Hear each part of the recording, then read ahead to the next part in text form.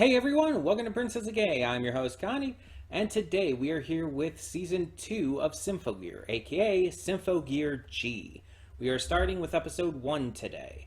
This is a new series that is just kind of taking the place of Total Drama, and I'm very, very excited to get back to this. To bring in another donation slot is always a good thing, but especially something that I've been wanting to get back to since we finished off Season 1 months ago. And yeah, I think it's been a good amount of time between. Last we left off at the end of Season 1, Hibiki, Chris, and it starts with a TS. Tsubasa? I think it might be Tsubasa. But they defeated Fine and saved the world and all. Using their Symphogears and working together, the trauma babies have found a home amongst each other. So now the question is, what's next? Now that Fine is gone, where do we go from here? The noise are presumably going to still be around. There's still going to be plenty of battles to fight. It's just a matter of what do we do? Who's going to be the next big bad? What kind of more interesting stuff is going to come in? Are we going to get more Symphogear users? A lot of questions. And I'm just going to tell you right off the bat that there's going to be a lot that I don't remember. And through watching this season, there's going to be plenty that I just don't fully latch onto as easily. Keep in mind, this is my first time watching through this series, and a lot of it's going to fly over my head. Let's just be honest. But I'll try my best to keep track of everything that I can. You guys might need to remind me in the comments. Now, as a reminder as well, this is a donation reward series. It is a donation reward for Calypso. We did the first season back earlier this year. We might have actually started it at the end of last year, but the point is we've already done the first season. So if you want to check that out, it is on the channel. And now we are doing Season 2. And as long as it keeps being good, we'll keep going. The first season really surprised me with how good it was. So, yeah, I'm very much invested to see more of that. To see how much better it could even possibly get. But yeah, definitely interested. And so we're just going to get right on with it. So when the screen fades to black, pause this redirect and go to the description below. Follow the link to the reaction, and after you watch it, come back here to the redirect and resume play. Because after it fades to black and then fades back in, everything from that point forward will be my afterthoughts and will contain spoilers to the episode. So, that being said, thank you so much for tuning in, and I will see you at the reaction. And we are back, and we'll begin with spoilers in 3, 2, 1, now. So, there's obvious parallels with this opening episode to the opening of the first season, which isn't a huge surprise or unwelcome or anything. I've seen various things do that kind of thing before. It's not an issue. It's just, it was definitely notable. Except this time it seems to be progressing on a much quicker level. Because we already know who our villain is, at least one of our villains.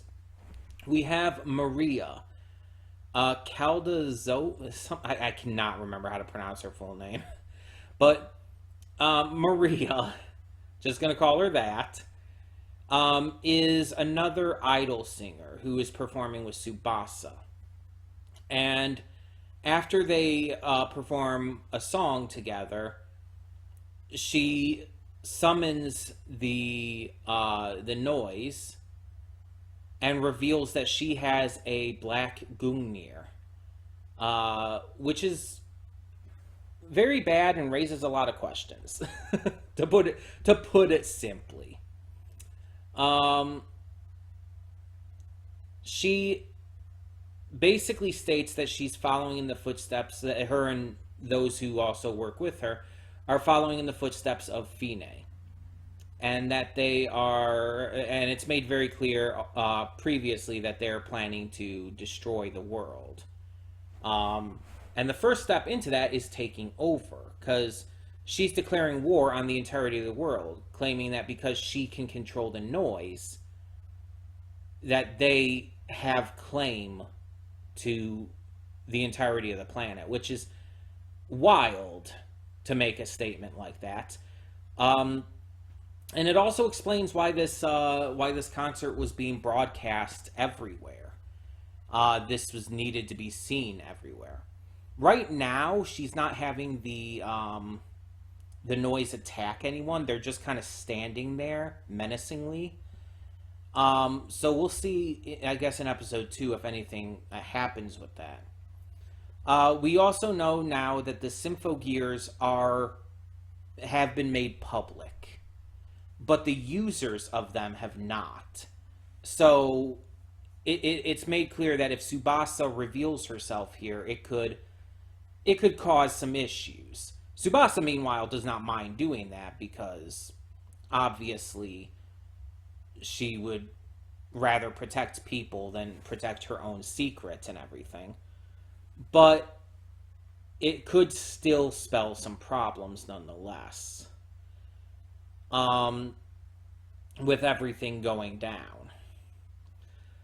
Meanwhile, Hibiki and Chris are trying to get there, but they're like 40 minutes out, and they've already had 2 battles back to back.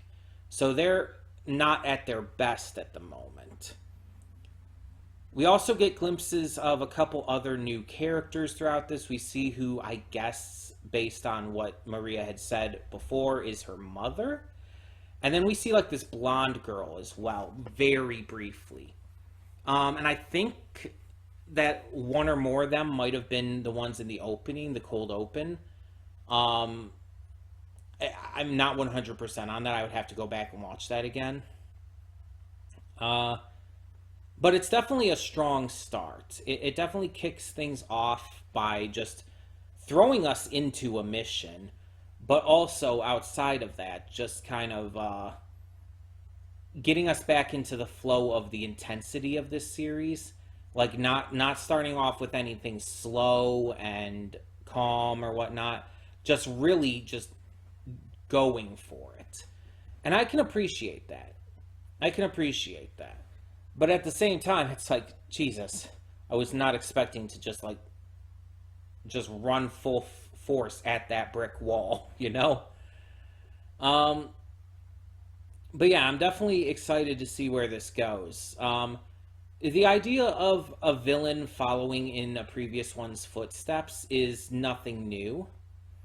It's definitely been done plenty of times before. I just hope Maria is not like just a Fine clone, which right now it does not look like she's going to be. She definitely seems to hold her own kind of personality and character to her.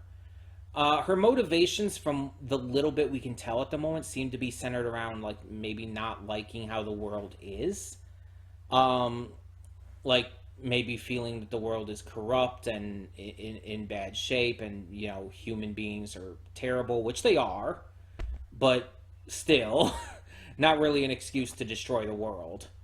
You're not really helping matters there. You're kind of going against, you're kind of being just as bad as the rest of humanity by doing that kind of shit. But I'm sure we'll get much more development and information on that. With the characters we already know, they're pretty much exactly how we remember them being. Chris is obviously a lot more nice than she used to be. But that's expected after the events of the finale last time and everything. But she's still sassy. She was still sassing Hibiki a bit.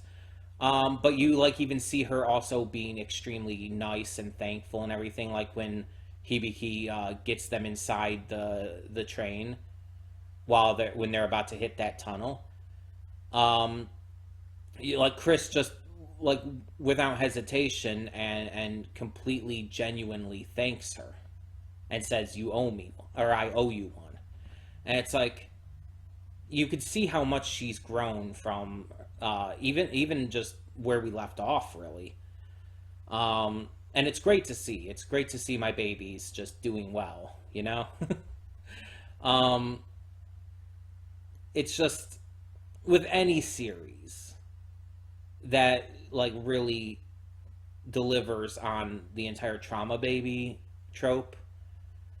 Um, Obviously, Owl House a great example of that, but with any of those, it's like you just want to see them do well. You just want to see them happy, and you just want like as little pain as possible. um, this definitely became a big series for that for me with season one. So I have a feeling that season two is probably going to be the same. There's probably some trauma with Maria as well. And I'm wondering if maybe she could be saved in the end. And then there's this blonde-haired girl, know nothing about her yet, but maybe possibilities there too. I don't know. I'm just hopeful. I want to see trauma babies, survive and do well. We'll see what goes on though as we continue this.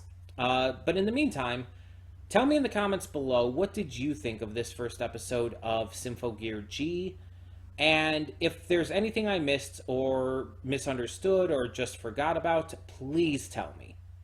Because I have a hard time remembering all of this. So please feel free to correct me, to tell me anything I missed, to any of that kind of stuff. For now, though, thank you once again for tuning in.